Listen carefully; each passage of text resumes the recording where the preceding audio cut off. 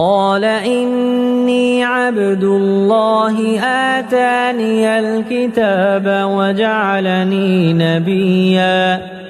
وجعلني مباركا أينما كنت وأوصاني بالصلاة والزكاة ما دمت حيا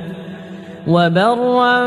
بوالدتي ولم يجعلني جبارا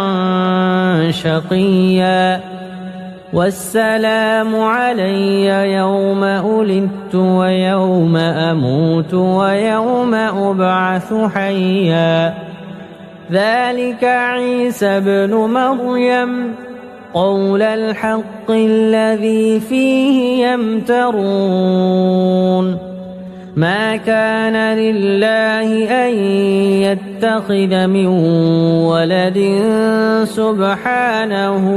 إذا قضى أمرا فإنما يقول له كن فيكون وإن الله ربي وربكم فاعبدوه هذا صراط مستقيم فاختلف الأحزاب من بينهم فويل للذين كفروا من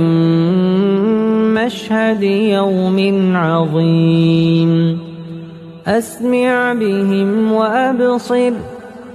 أسمع بهم وأبصر يوم يأتوننا لكن الظالمون اليوم في ضلال